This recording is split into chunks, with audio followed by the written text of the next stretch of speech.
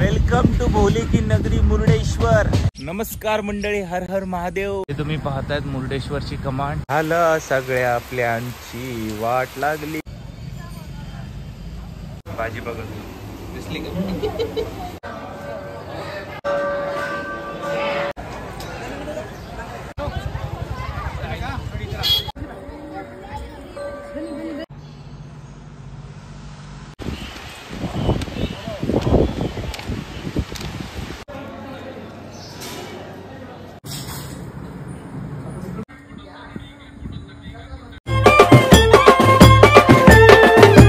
नमस्कार मंडळी, हर हर महादेव। मी विशाल पुन्हा एकदा हजर आहे आपल्यासाठी आणखीन एक ब्लॉग घेऊन।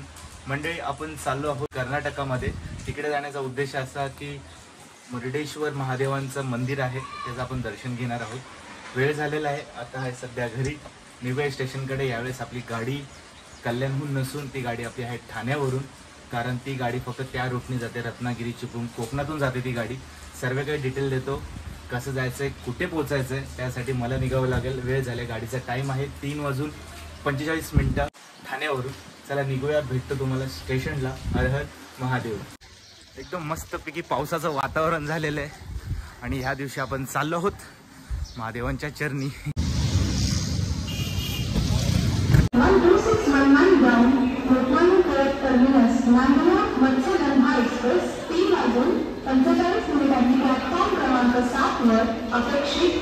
ट्रेन लावली आपली मस्तगंधा एक्सप्रेस, जे आपल्याला मुर्डेश्वर महादेवांपर्यंत घेऊन जाणार आहे।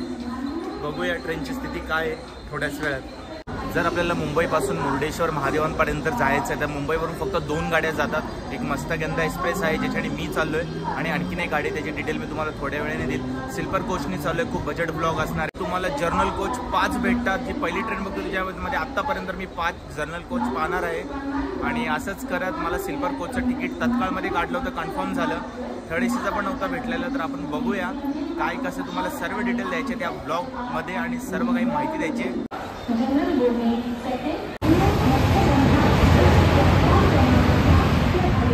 जाऊया महाराष्ट्रामधून कर्नाटकमध्ये आणि घेऊया जगातल्या दुसऱ्या नंबरवर असणारी महादेवांची अतिशय मोठी विशाल मूर्ती आहे, जी मुर्डेश्वर महादेवांच्या इथं आहे।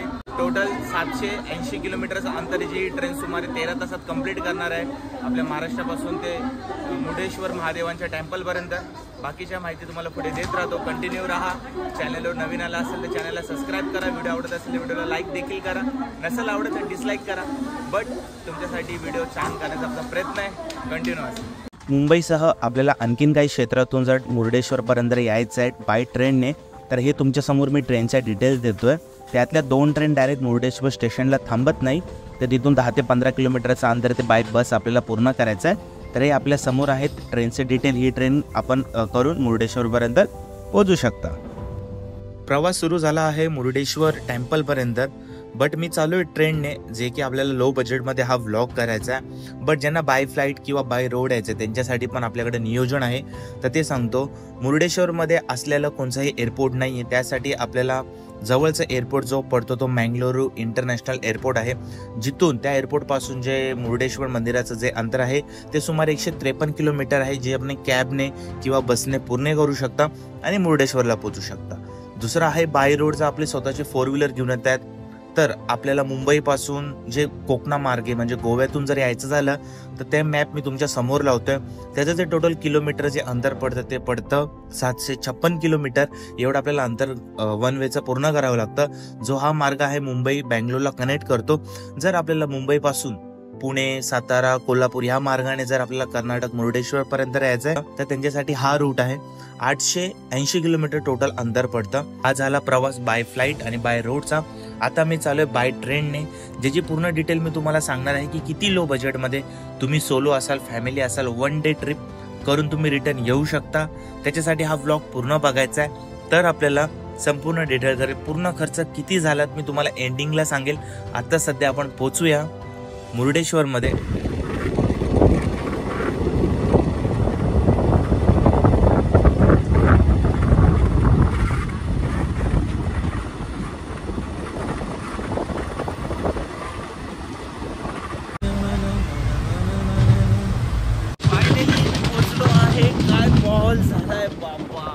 पाहताय तुम्ही, खतरनाक।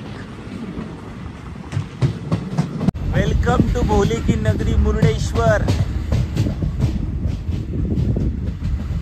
आपल्याला या ट्रेन मध्ये फक्त थर्ड एसीचे जे कोच आहेत ते 3 पाहायला भेटतील, जे आता तुमच्या समोर आहेत, आणि जर्नल पुन्हा मागे तुम्हाला 3 पाहायला भेटतील। नमस्कार मंडळी, हर हर महादेव। मी विशाल पुन्हा एकदा हजर आहे आपल्यासाठी आणखीन एक नवीन तडकता फडकता मस्तपैकी व्लॉग घेऊन।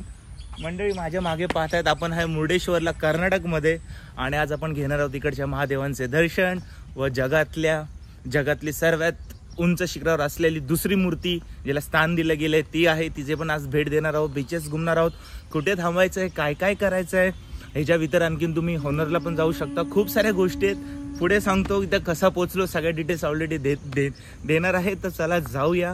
आणि हे तुम्ही माझ्यासमोर पाहता, पावसाळ्याचे दिवस आहेत आणि किती मस्तपैकी स्टेशन हा हिरवागार झालेला आहे, आणि असंच आपण करत जाऊया बाहेर आणि बघूया। हर हर महादेव। आपण बाहेर आलो आहोत मुरुडेश्वर स्टेशनच्या, आणि स्टेशनला लागूनच हायवे आहे जो मुंबई बँगलोरला कनेक्ट करतो। जर आपण स्वतःच्या व्हायकलनी येत आहेत, 4 व्हीलर घेऊन येत आहेत, तर एकदम सरळ मार्ग आहे, तुम्हाला एकदम कुठेच नाही जायचं आहे। आता मी तुम्हाला स्टेशन दाखवतो। हा आहे रोड टच रेल्वे स्टेशन आहे। इकडे आपल्याला ऑटो भेटतील मंदिरापर्यंत जायचं आहे तर, पण मी पायी जाणार आहे। आणि हे तुमच्या समोर आहे मुरुडेश्वर रेल्वे स्टेशन, अतिशय छान। स्टेशन पासून मुरुडेश्वर मंदिराचं जे अंतर आहे ते सुमारे 1 ते 1.5 किलोमीटरच आहे। स्टेशनच्या बाजूला ऑटो भेटतील जे तुमच्याकडून 50 रुपये पर व्यक्ती घेऊन तुम्हाला मंदिराजवळ सोडतील। बट मी पायी चाललो, थोडं निसर्गाचा आनंद घेत, आणि तुम्हाला दाखवतो जसंच तुम्ही स्टेशनच्या बाहेर निघाल, लेफ्ट मारायचा आहे। जर पायी येत आहे तर लेफ्ट मारल्यावरती समोरून कमान दिसते, तिकडे मी तुम्हाला घेऊन जातो। तिथून सरळ आतमध्ये जायचं आहे, आणि ते लिहिलं पण आहे, ते आपण पाहू शकता मुरुडेश्वरला तुम्हाला त्या कमानाच्या आतून जायचं, तुम्हाला पिवळं दिसतंय, हे तुम्ही पाहतायत मुरुडेश्वरची कमान मंदिराला जाण्यासाठी। आणि इकडे देखील ऑटो आहेत।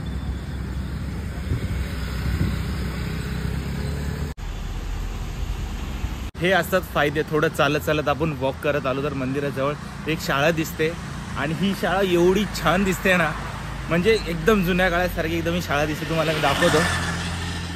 तर ही आहे शाळा, ती तुम्ही पाहतायत, किती मस्त शाळा दिसते की नाही का, पोरं मस्ती करतायत। तर असंच काही करत, आणि इथूनच थोडंसं या शाळेपासून थोडं समोर आपल्याला जी विशाल मूर्ती आहे ती आपल्याला दिसणं स्टार्ट होत आहे।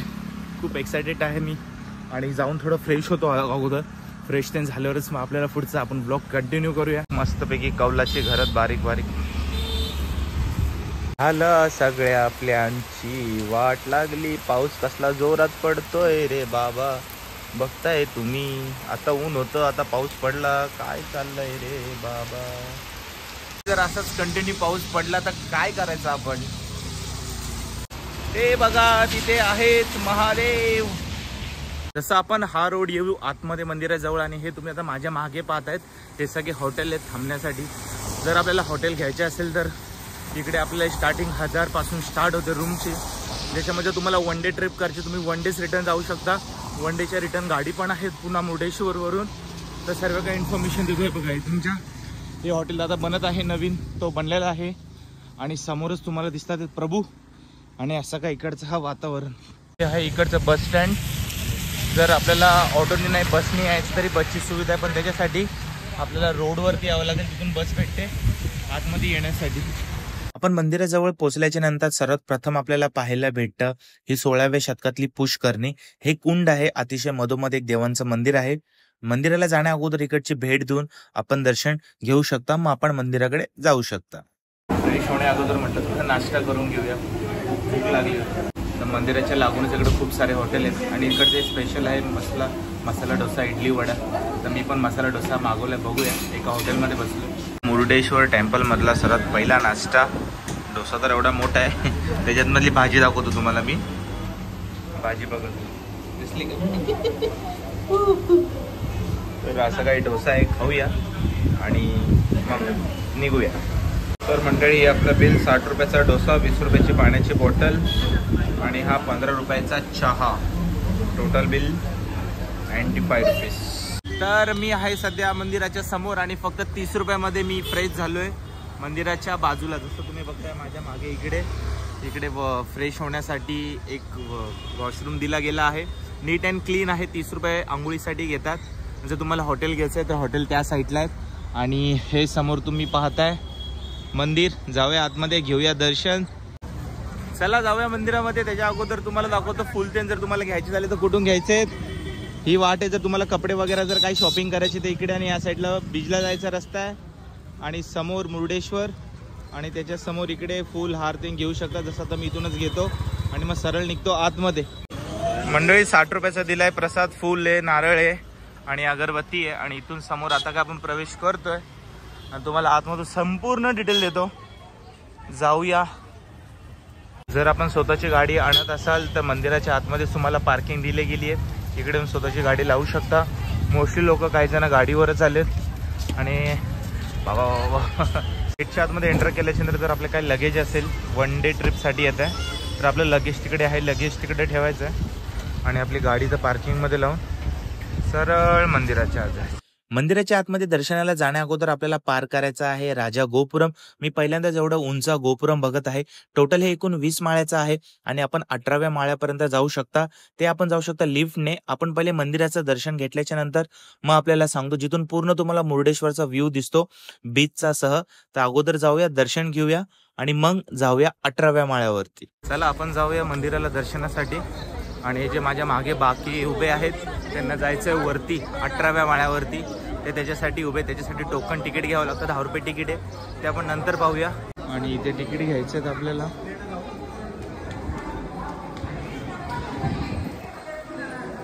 लिफ्ट आहे. लिफ्टमधून वर जायचं आहे सरळ. दर्शनाची रांग आणि आपण चालू होतो दर्शनासाठी. बाबांचे दर्शन घेऊया. आत्मलिंग आहे जे स्वयंभू अजून देखील आहे मंदिरामध्ये.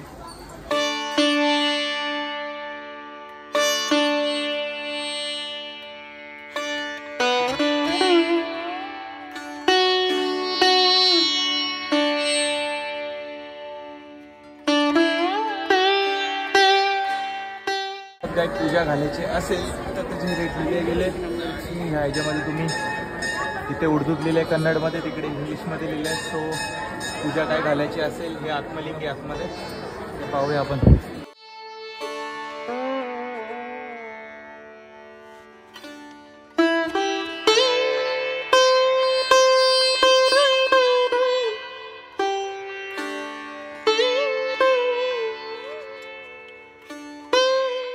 हे आहे माझ्या मागे आत्मलिंग स्वयं शंकर भगवानचं.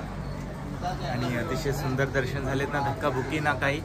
त्याच्या भीतर आतमध्ये मोबाईल कॅमेरा अलाउड नाही आहे तरी थोडाफार घेतला. आणि आतमध्ये बाकीचे काही मंदिर आहेत ते अत्यंत शांततेपणे पाहू शकतो आपण. इथं बरोबर इथे विराजमान आहे.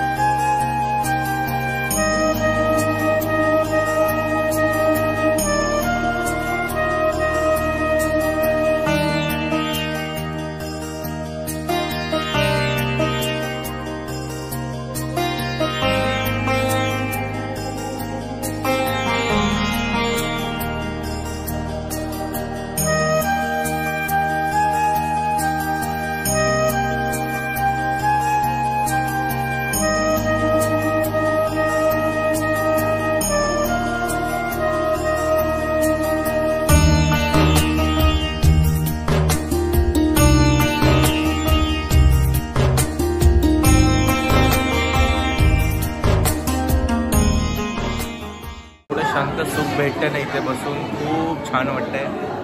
मंदिराच्या आतमध्ये तर कॅमेरा अलाउड नाही, पण बाकी जे छोटे छोटे मंदिर आहेत ते आपण पाहून व्हिजिट करू शकतो. त्याचे दर्शन अतिशय सुंदर घेऊ शकता. आता जाऊया वरती. आतमध्ये आत्मलिंगचे दर्शन होते, ते दर्शन पूर्ण झालेत. आणि माझ्या समोरच महादेव आहेत. महादेवांचे पण दर्शन झाले. आतमध्ये फुल ते काही चढून देणार नाही. सो जर तुम्हाला घ्यायचं असेल तर घेऊ शकता. जसं मी घेतलेलं आहे. परंतु आता मी जे बाकीचे छोटे छोटे मंदिर आहेत मी तिकडं हे करणार आहे, चढवणार आहे. पण मंदिराच्या आतमध्ये आपल्याला चढावायला भेटणार नाही. VIP लाईन वगैरे इकडं तसलं काहीच नाही आहे. डायरेक्ट या, डायरेक्ट दर्शन करा. हीच एवढी खासियत आहे मंदिराची. अतिशय सुंदर. आता जाऊया पुढे. आत्मलिंगचे दर्शन झाल्याच्या नंतर मंदिराच्या आपल्याला हाच वाट मंदिरातून बाहेर येईल आणि इथून आपल्याला जायचं आहे वरती जिकडं मूर्ती आहे महादेवांची. ही वाट आहे सरळ अशी. तर जाऊया भेटूया पुढे. तर मंदिराचं दर्शन घेऊन मी आलोय वरती आणि खालती तुम्हाला पाहायला भेटेल तिकडे आहे मंदिर आणि मंदिराच्या माझ्या समोर तुम्हाला पाहायला भेटेल आपले शिव जे बसलेत विराजमान आहेत. वरती जाऊया वरती आणि हा प्रसंग पूर्ण इकडच्या समोर एक रेस्टॉरंट आहे. जर मंदिराचं जर तुम्ही मंदिराच्या आतमध्ये थांबायचं झालं तर इकडे देखील आपली गाडी आणू शकता. याचं आय थिंक ऑनलाईन रजिस्ट्रेशन होतं आणि हा फ्लोअर आहे 18 माळ्यावरती आपल्याला जायचं आहे आणि 18व्या माळ्यावरपर्यंत आपल्याला राहायचं आहे. जाऊया मंदिराजवळ. कधी ऊन कधी पाऊस कधी सावली कधी थंडी तर सगळं काय चालू आहे. क्लायमेट वरती जाऊन बघूया.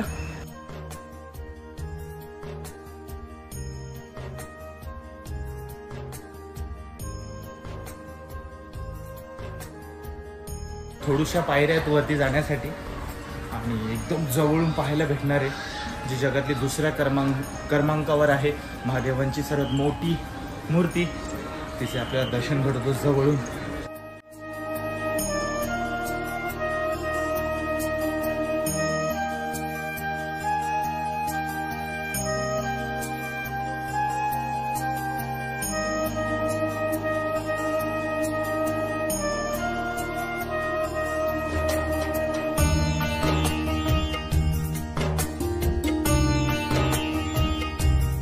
जी मूर्ती आहे माझ्या मागे महादेवांची ही जी आपल्याला दिसते एवढी विशाल मूर्ती त्याच्यात खालती आहे ती गुफा ज्याच्यामध्ये जे घडलं गेलं आहे ते दाखवण्यात आलं आहे चित्रीकरण. जाऊया. 20 रुपये तिकीट आहे. लहान मुलांसाठी 10 रुपये आहे आणि आताच तिकीट घेतली आहे. तिकीट घेण्याचं तुम्हाला बरोबर इथून तिकीट घ्यायचं आहे आणि इथून तुम्हाला जायचं आहे आतमध्ये. तर आपण जाऊया तर तिकीट दाखवावं लागते. तर मी आले गुफेमध्ये 20 रुपये तिकीट घेऊन आणि अशी काय तुम्हाला गुफा पाहायला भेटेल. आपल्याला इकडं दाखवलं गेलं आहे. तुम्ही पाहू शकता किती सुंदर पद्धतीने.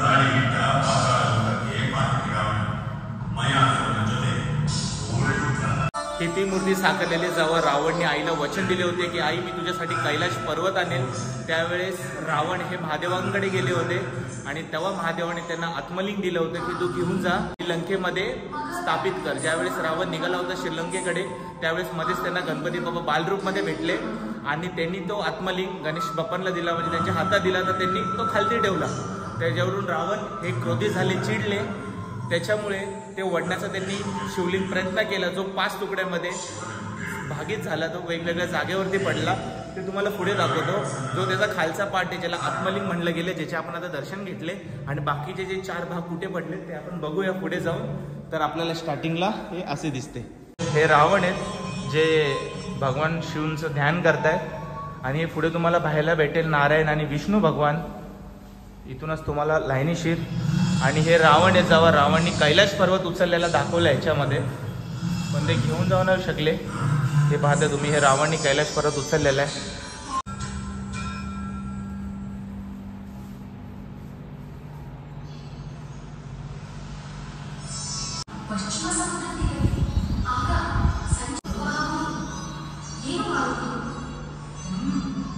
जेव्हा रावणनी हे गणपती बाप्पा आहेत बाल गणेशच्या हाताने तो आत्मलिंग दिला होता तेव्हा त्यांनी तो आत्मलिंग खाली ठेवला. त्याच्यानंतर तुम्ही पाहू शकता दुसरे चित्रीकरण इकडे आहे. जेव्हा यांनी खाली ठेवलं तेव्हा रावण हा क्रोधित झाला आणि चिडला की तुला खाली ठेवायला नाही म्हटलं होतं तू का खाली ठेवलं. आणि तो शिवलिंग तिकडे स्थापित झाला. रावणने भरपूर प्रयत्न केले तो शिवलिंग उचलायचा पण प्रयत्न केले आत्मलिंग उचलण्याचा पण तो काय उचलू नाही शकला. आणि पाहता तुम्ही की कसे हे क्रोधित झाले त्या बालरूप म्हणजे गणेशवर. आणि इथून मग शेवटी त्यांनी खूप प्रयत्न केला तेव्हा गणपती बाप्पा आपल्या रूपमध्ये आले आणि खूप प्रयत्न केला तरी पण तो शिवलिंग त्यांच्याकडून उचलला नाही गेला. तेव्हा शंकर भगवान हे प्रकट झाले. देवता हे प्रकट झाले आणि नंतर ते कुठे त्याचे 4 भाग हे झाले तिथं तुम्हाला दिलं गेलं आहे. या ठिकाणी ते बाकीचे 4 भाग आहे. आपण आता जी गुफा बघितली 20 रुपये तिकीट घेऊन ते हे जी आपली मूर्ती आहे महादेवांची त्याच्याच आतमध्ये ती गुफा बनलेली आहे आणि अतिशय छान गुफा आहे ती. आल्याच्या नंतर आपल्याला दर्शन घ्यायचे आणि हे काय दिसतं ते आपल्याला अरबी समुद्र या साईडून. जर आपल्याला स्कुबा डायव्हिंग पण करायचे ते देखील इकडे होते. साधारणतः 3,500पासून ते 5,500पर्यंत त्याची कॉस्ट पडते. आणि स्कुबा ड्राईव्ह करण्यासाठी आपल्याला बरोबर समुद्राच्या मधोमध नेलं जातं. तिथून आपल्याला स्कुबा डायव्हिंग होते आणि ते देखील आपण मंदिराच्या वेळेस जो आपण स्टार्ट करतो तिकडेच तुम्हाला पाहायला भेटते. आणि हे तुम्ही बघताय एकदम मस्त समुद्र. वा वा वा काय भारी. आणि त्या थायलंडला एकदम कोपऱ्याला तिकडे घेऊन तुम्हाला स्कुबा ड्रायव्हिंग करतात.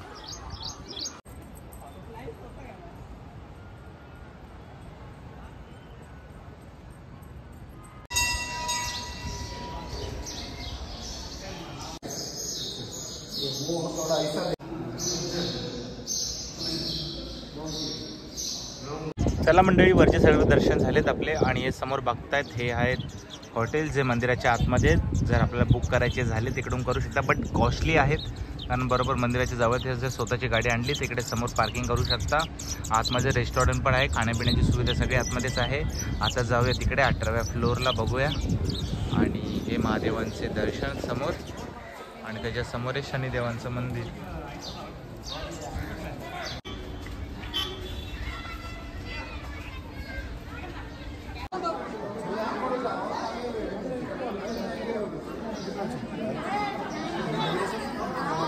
आपण आहोत 18व्या फ्लोअरवरती. तिकीट केलं चालू झालं होतं 1:15 वाजता. काउंटर बंद होतं आणि 3 वाजता काउंटर उघडतं. तर लाईनीमध्ये राहून पहिलं तिकीट घेतलेलं आहे. आणि जेव्हा तुम्ही 18व्या फ्लोअरवर येता तेव्हा तुम्हाला असं का तिथं मुर्डेश्वर, आता सध्या कलरचं काम चालू आहे म्हणून एवढं क्लिअर नाही दिसता येणार. तर तुम्ही पाहतायत बीच वगैरे दिसती. 18व्या फ्लोअरवरती, 18 फ्लोअर लास्ट आहे. इथूनच आपल्याला पाहायला भेटते. आणि ही लिफ्ट आहे. लिफ्टमधून बाहेर आल्याच्या नंतर आणि समोर तुम्हाला समुद्र पण दिसते आणि महादेवांची मूर्ती पण दिसते. या साईडून तुम्ही पाहू शकता. तो तिकडे बाबा शंभूनाथ बसले तिकडे. आपण सकाळीच दर्शन झाले होते आपले. काय दिसतंय. आणि या साईडून तो सगळा प्रसंग.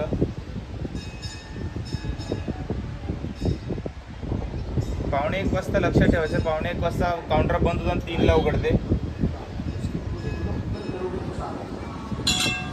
फक्त एवढासा गोल आहे. वरती जाणं अलाउड नाही आहे. वरती गेलं तर वरती जाऊ नाही देणार.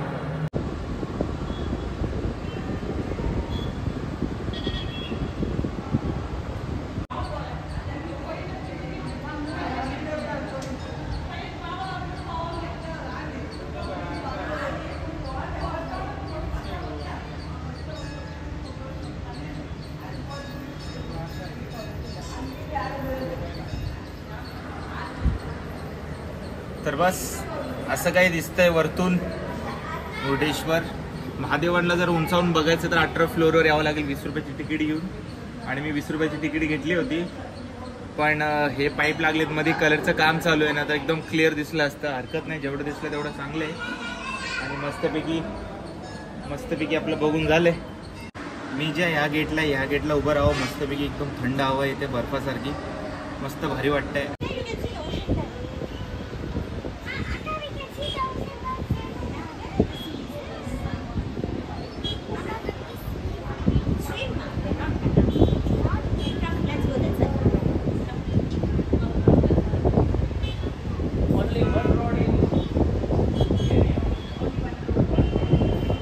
हा आहे बीच. इथे येऊन मस्त फॅमिलीचा आपला टाइम घालवू शकता.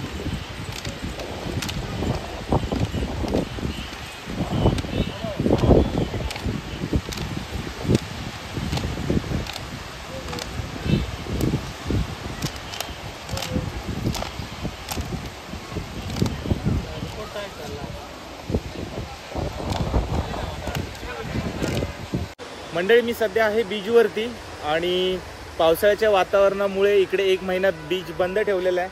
त्यामुळे काही ॲक्टिव्हिटीज करता येणार नाही मला सुद्धा. आणि जरी आपण आलात तर आपल्याला सुद्धा करायला भेटणार नाही. 1 ऑक्टोबरला काही 15 ऑक्टोबरला बीच ॲक्टिव्हिटी पुन्हा चालू होणार आहे. तर तुम्ही माझ्या मागे पाहताय मस्त बीच आहे. आणि आता मी दुसऱ्या बीचवर आहे जिथे मच्छीमार आहेत. इथेच मच्छी पकडतात, तिकडेच बनवतात, तिकडेच खातात मंदिराच्या बाजूला. आणि हे तिकडे बाजूसमोर आपले शिवा महादेव. आणि मला ह्या मंदिराचं थोडं अजीब वाटतं. मला या मंदिराचं थोडं अजीब वाटतं की इकडेच मच्छीमारी आहेत, इकडेच मच्छी पकडतात. त्याच्या बाजूला मंदिराच्या बरोबर कॉर्नर लागून ते मच्छी फ्राय केले जातात. आणि इकडचे जे जण भक्तजण येतात ते पाय पडण्यासाठी ते देखील ते मच्छी बिच्छी खातात. कमाल आहे. हरकत नाही, ज्याची त्याची ती बात असते, पण हरकत नाही. चला मग निघूया.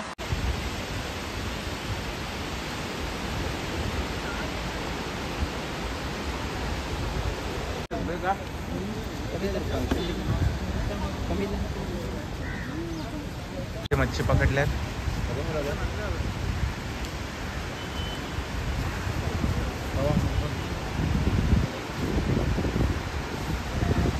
जर आपल्याला बाईक रेंटने घ्यायचे ते नंबर आहेत, त्याच्यावर फोन करून आपण बाईक रेंटने घेऊ शकता. व्हॉट्सअप देखील आहे.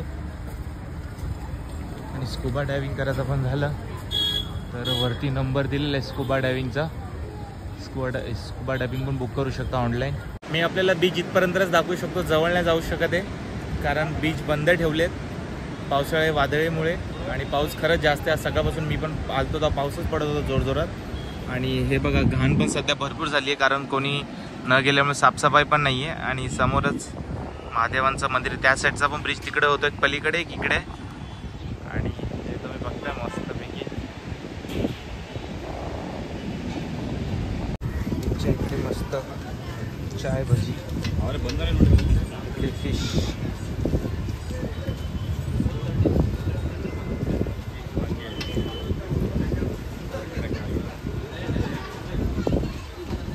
तर मंडळी, हा होता वन डे मुरुडेश्वरचा ट्रिप प्लॅन. आणि माझी ट्रिप पूर्ण झाली आहे. जर आपल्याला दुपारून जर रिटर्न जायचं आहे मुंबईकडे, तर मस्तगंधा एक्सप्रेस आहे, ती दुपारी येते, तिने आपण रिटर्न जाऊ शकता. पण मी ज्या ट्रेनने चालू, जी दुसरी ट्रेन म्हटलं होतं मी तुम्हाला, नवरती एक्सप्रेस आहे, ती रात्री 1 वाजता येते, कारण मला रात्रीचा पण व्ह्यू घ्यायचा होता मंदिराचा, तो अतिशय सुंदर होता. तर माझं सगळं पाहून झालं आहे. येताना मी आलो होतो सिल्पर कोचने. फक्त 2000 रुपये खर्च झाला आहे माझा, आणि आपण आरामशी सुंदर ही ट्रिप करू शकता, फक्त मुरुडेश्वर टू मुंबई. तर अशा पद्धतीने हा व्लॉग होता मंडळी. आवडला असेल तर प्लीज नक्की लाईक, शेअर, सबस्क्राईब करा. मी भेटतो तुम्हाला पुन्हा एकदा, आणखीन एकदा नवीन प्रवासामध्ये. तोपर्यंत